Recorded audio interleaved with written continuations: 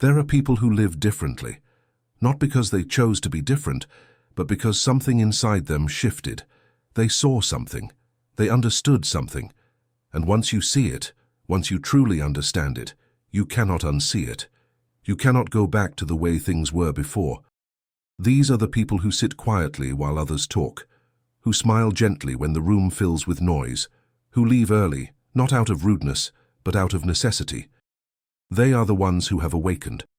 And if you watch them closely, you will notice something peculiar. They guard their space, they protect their solitude. They rarely invite visitors into their world. At first, this seems like withdrawal.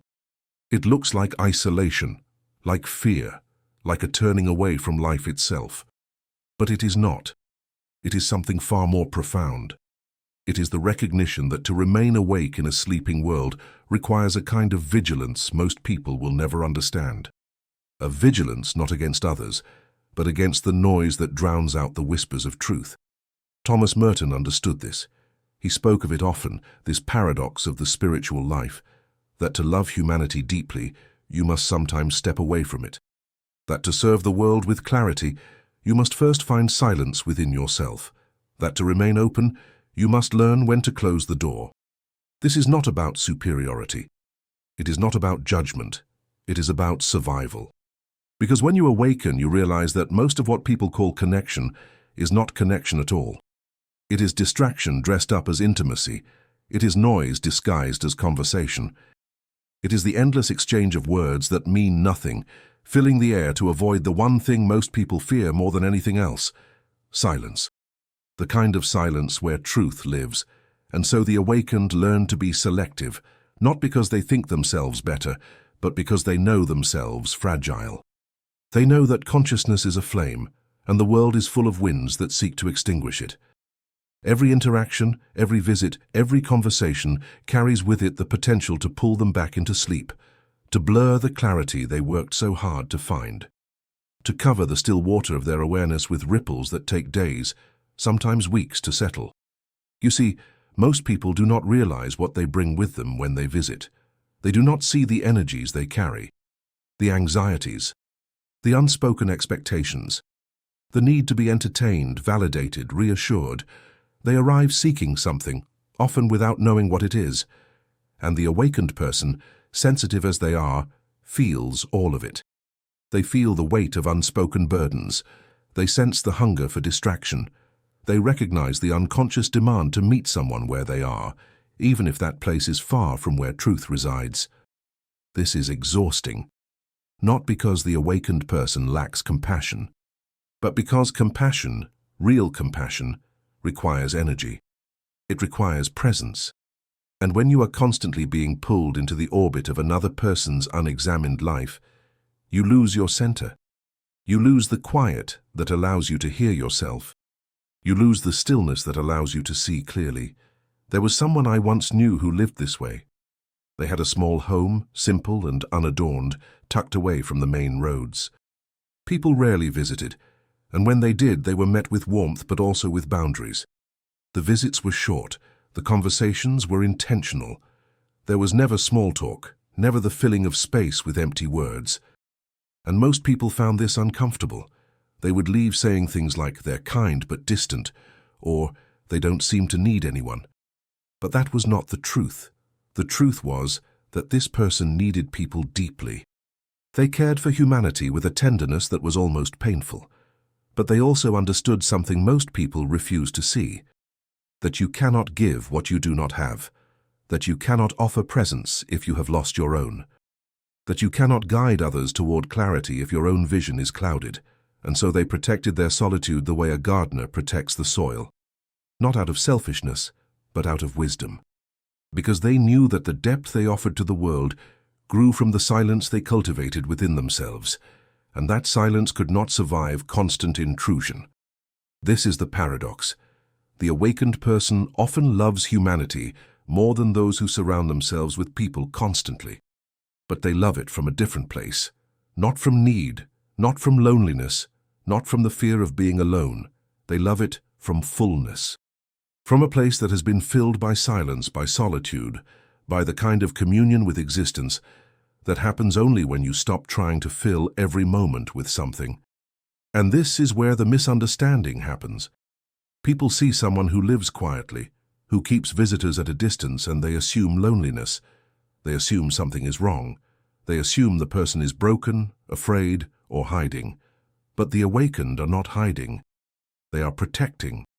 They are guarding the one thing this world constantly tries to take from you: your inner quiet, your ability to hear the truth beneath the noise, your capacity to remain present in a world that rewards distraction. Because here is what most people do not understand. When you awaken, you begin to see how much of human interaction is performance, how much of what people call friendship is just mutual distraction. How many conversations are simply two people waiting for their turn to speak, neither truly listening, both just seeking relief from their own thoughts? How many gatherings are just collective agreements to avoid the deeper questions? And once you see this, you cannot participate in the same way. You cannot pretend. You cannot play along. Not because you are above it, but because it hurts. It hurts to watch people run from themselves.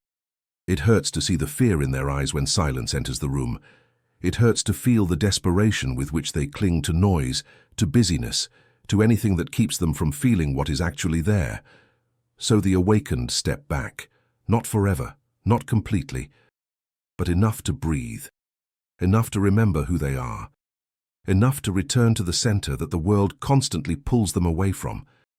This is not about becoming a hermit. It is not about rejecting the world. Merton himself was clear about this. Solitude is not the absence of love. It is the deepening of it. It is the place where you learn to love without attachment, without need, without the distortions that come from seeking yourself in another person. And this is what the world misunderstands. It sees solitude and thinks emptiness. It sees boundaries and thinks rejection. It sees someone who guards their time and thinks selfishness. But the truth is the opposite. The person who protects their solitude is often the one capable of the deepest connection. Because they do not need you to complete them. They do not need you to fill their emptiness. They meet you from wholeness, and that kind of meeting is rare. But it requires something. It requires that they do not lose themselves in the constant flow of other people's energies, other people's needs, other people's unexamined lives. It requires that they have a space where they can return to themselves. A space where the world cannot follow. A space that is sacred, not because it excludes others, but because it includes the truth. And here is where the danger comes. The danger is not in solitude. The danger is in the world's refusal to respect it. The world wants access. The world wants your time, your attention, your energy. The world believes that if you are not constantly available, you are somehow failing. That if you need time alone, there is something wrong with you. That if you guard your space, you are being difficult. But the awakened know better. They know that the world's demands are endless. That if you open the door completely, the noise will never stop. That if you say yes to every visitor, every call, every request, you will lose the very thing that makes your presence valuable. You will lose your depth. You will lose your clarity. You will lose yourself. And so they learn to say no, gently, kindly, but firmly. They learn that protecting their solitude is not an act of rejection, but an act of preservation. They learn that the people who truly understand will not take offense, and the people who do take offense were never seeking real connection anyway. They were seeking something else: distraction, entertainment, a mirror for their own avoidance. There is a certain loneliness in this path, not the loneliness of isolation, but the loneliness of being misunderstood, of living in a world that values noise over silence, busyness over stillness, constant interaction over deep reflection, of being called distant when you are actually more present than most people will ever be, of being called cold when you are simply refusing to participate in the unconscious patterns that keep people asleep. But this loneliness is not suffering. It is the price of clarity. And those who have tasted clarity know that it is worth it.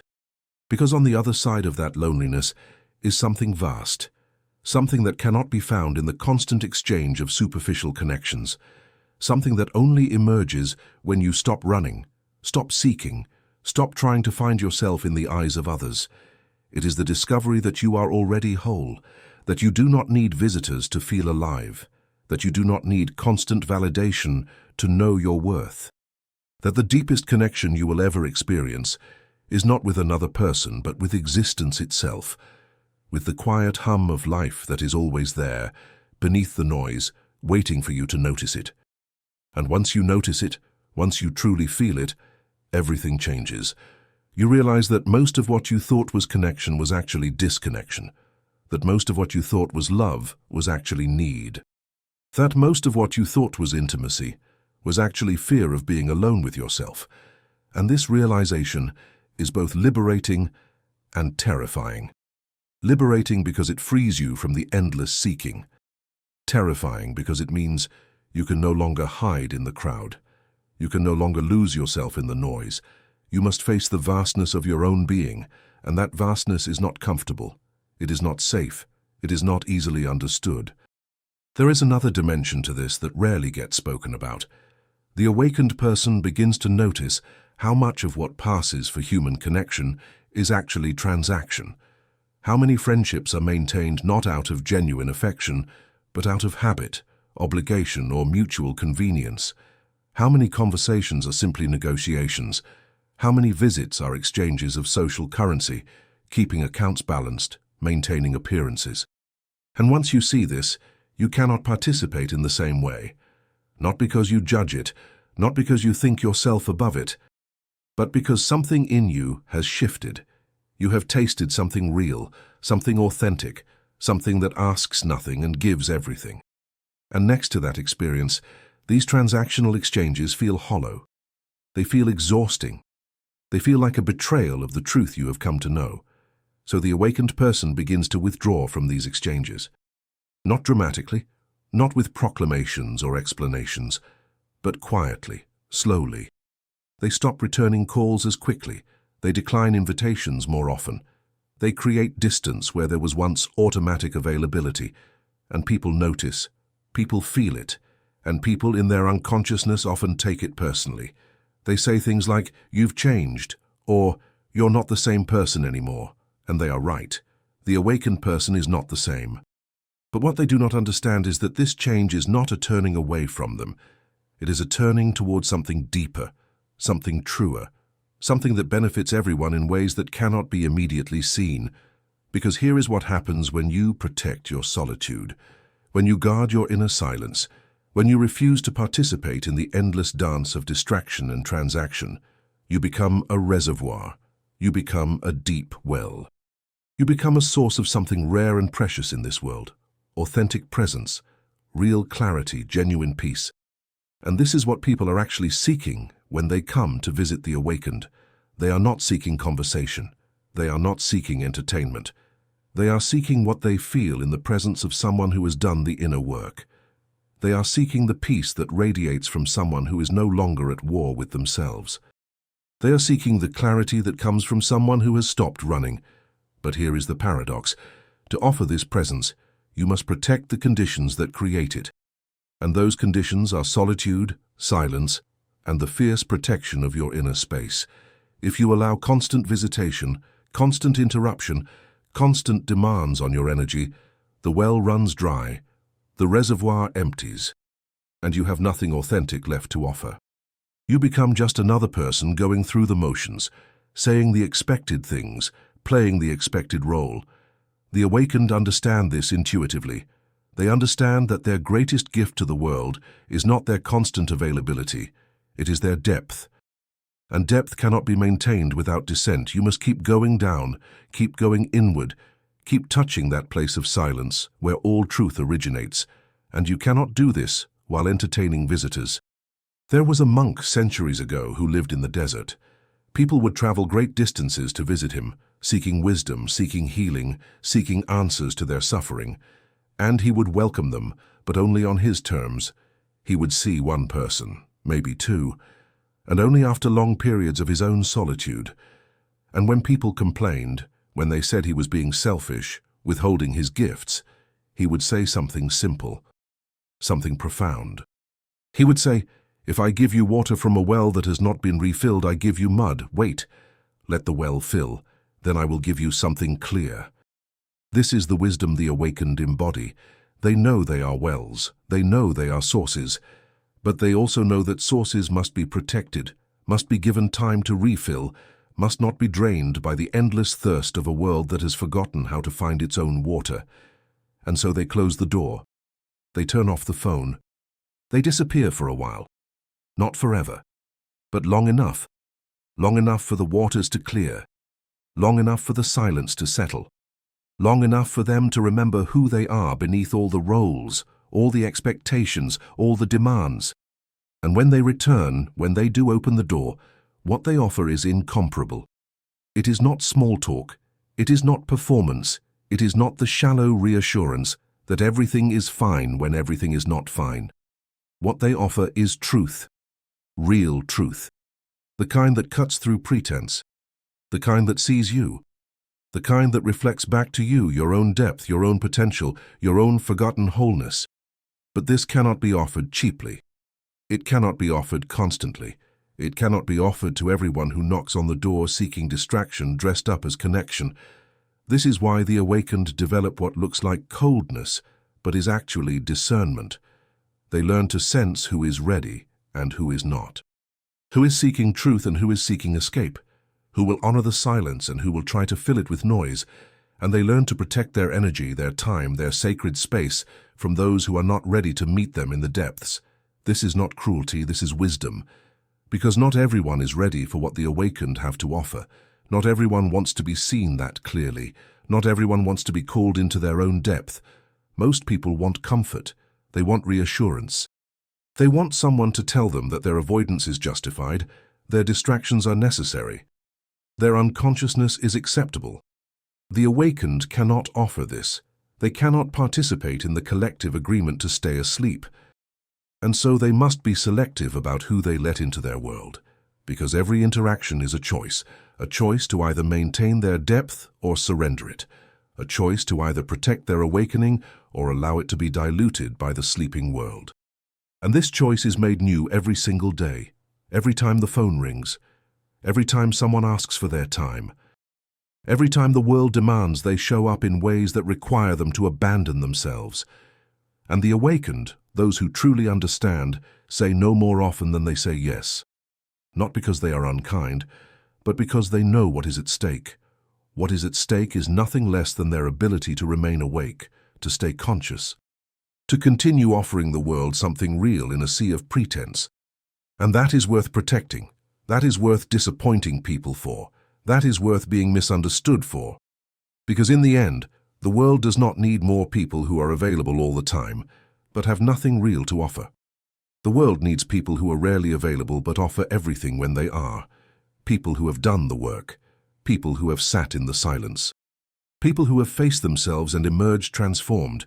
These are the people who change things, not by doing more, not by being everywhere, but by being so deeply rooted in truth that their mere presence shifts the atmosphere. They do not have to speak. They do not have to teach. They do not have to perform. They simply are. And that being, that authentic, unshakable presence, is enough. But it requires protection. It requires boundaries. It requires the willingness to be alone when the world is calling you to join the noise. It requires the strength to close the door when everyone is telling you that you should keep it open.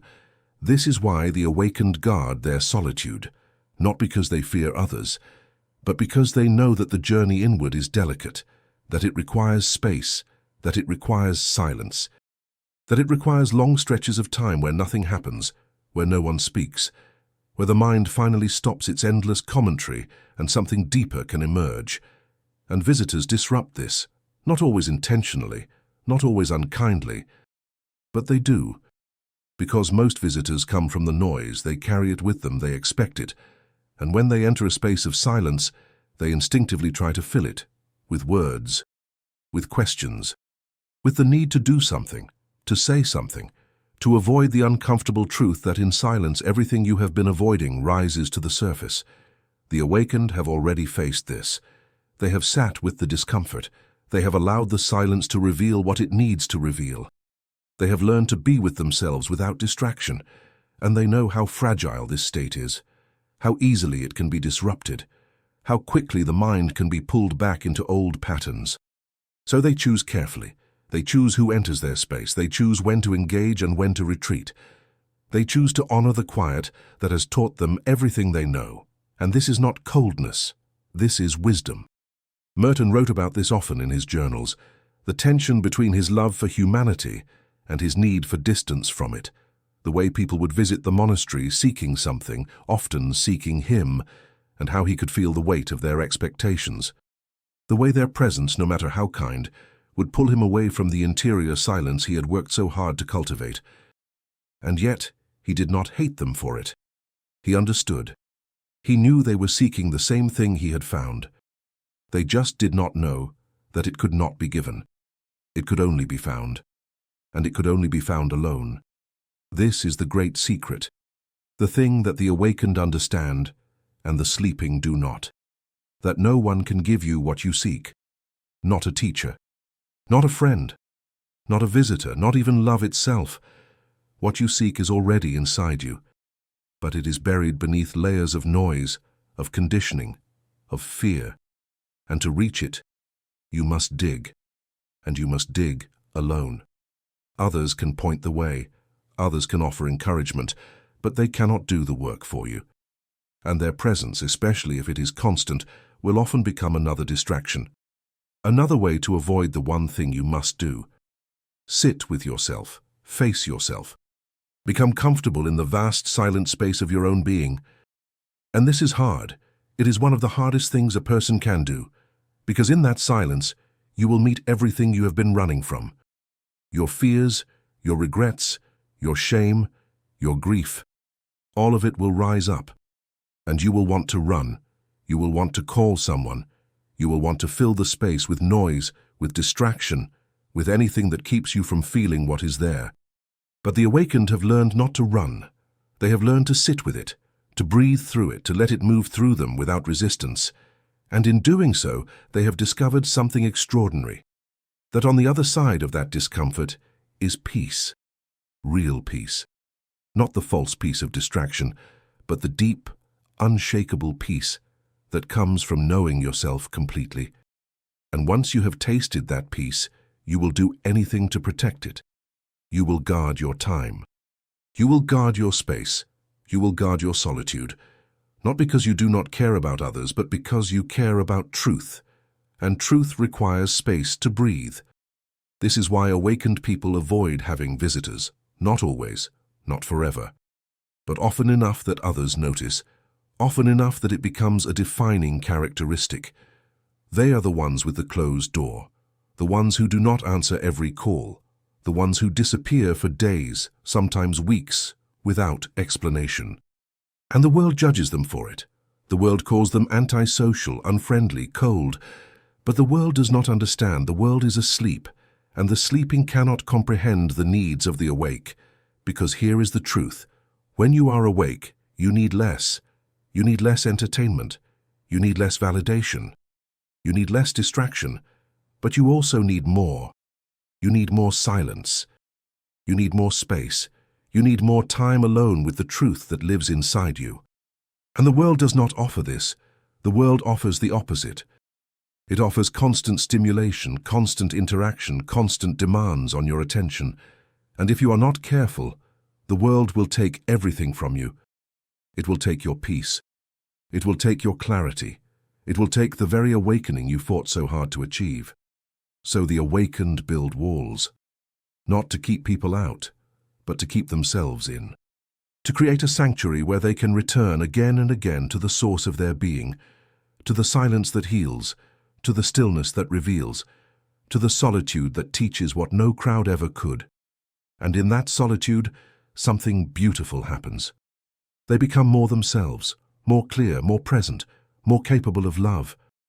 Not the needy, grasping love of the unawakened, but the spacious, generous love that asks for nothing in return. The love that sees others clearly, without projection, without expectation, without the need to fix or change or save. This is the gift the awakened offer the world. Not their words, not their advice, not their constant availability, but their presence. A presence that has been forged in solitude, tempered by silence, and made whole by the willingness to face themselves without flinching. And this presence is rare. So rare that when you encounter it, you feel it immediately. There is a depth to it, a stillness, a sense that this person is not performing, not hiding, not seeking anything from you. They are simply there, fully, completely, without agenda. But to maintain this presence requires sacrifice. It requires saying no. It requires disappointing people. It requires allowing others to misunderstand you. It requires the courage to be alone when the world demands you join the crowd. And not everyone can do this. Not everyone will. But those who do, those who choose the path of awakening and commit to protecting the solitude that sustains it, become something the world desperately needs. They become anchors, points of stillness in a sea of chaos. Reminders that another way of being is possible. And perhaps in the end this is why they avoid visitors. Not because they do not love humanity, but because they love it too much to offer anything less than their truest self. And that self can only be found, and only be sustained in the sacred space of solitude. So when you meet someone who guards their time, who protects their space, who seems distant even in their kindness, do not judge them. Do not assume they are broken. Do not try to fix them or pull them into the noise. Instead, recognize them for what they are. Someone who has awakened. Someone who has seen something most people will never see. Someone who has chosen the hardest path of all. The path of remaining conscious in a world that rewards sleep. The path of protecting silence in a world that celebrates noise. The path of solitude in a world that fears being alone. And if you are fortunate, if you approach them with respect, with quietness, with a genuine desire to meet them where they are rather than where you need them to be, they may let you in. Not completely, not always, but enough. Enough to show you what they have found in their solitude. Enough to share the peace that lives in their silence. Enough to remind you that you too have that same silence within you, that same peace, that same vast, luminous awareness. And perhaps, in that brief meeting, something will shift in you. You will feel it. The pull toward your own solitude, the longing for your own silence, the whisper of your own awakening. And when that happens, you will understand. You will understand why they close the door, why they guard their time, why they choose solitude over endless connection. Because awakening is not a one-time event. It is a daily practice, a constant returning, a vigilant protection of the space where truth lives. And in a world as loud as this one, that protection is not coldness.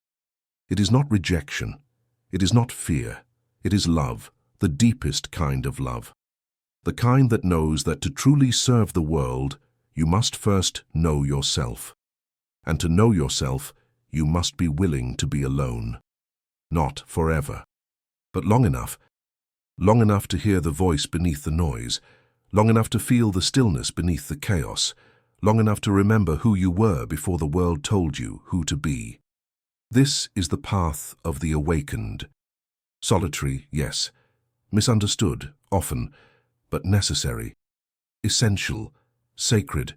And those who walk it do not do so out of arrogance or superiority. They walk it because they must. Because once you have awakened, you cannot go back to sleep. Once you have tasted silence, you cannot return to noise. Once you have found yourself, you cannot lose yourself again in the endless distractions the world offers. So they close the door. They protect their solitude. They avoid having visitors. Not because they do not care, but because they care too much to offer anything less than truth. And truth requires space. It requires silence. It requires the kind of solitude that most people will never understand. But for those who do understand, for those who have walked this path themselves, no explanation is needed. They simply nod. They honor the closed door. They respect the boundary. Because they know that on the other side of that door is not emptiness, but fullness. Not isolation, but connection. Not absence, but presence. The deepest presence any human being can offer. A presence born from silence, sustained by solitude, protected by the wisdom to know when to close the door. And the world needs this presence now more than ever. Not more noise, not more distraction, not more empty connection, but the still, quiet, unshakable presence of those who have awakened, those who have done the work, those who have sat in the silence and emerged transformed. They are the ones who will hold the light when the darkness comes, not by speaking loudly, not by gathering crowds, but by remaining still, by staying awake, by protecting the flame that lives in the sanctuary of their solitude. This is the way, the ancient way, the way that Merton walked, the way that all true seekers walk, alone but never lonely, silent but never empty, solitary but deeply connected to everything. This is why awake people avoid having visitors, because they have found something too precious to risk losing, and they know that to keep it, they must protect it, fiercely, tenderly, without apology. And in doing so, they offer the world the greatest gift of all. Not their words, not their time, not their constant availability, but their awakened presence. A presence that reminds us all what is possible when we stop running, stop seeking, and finally come home to ourselves.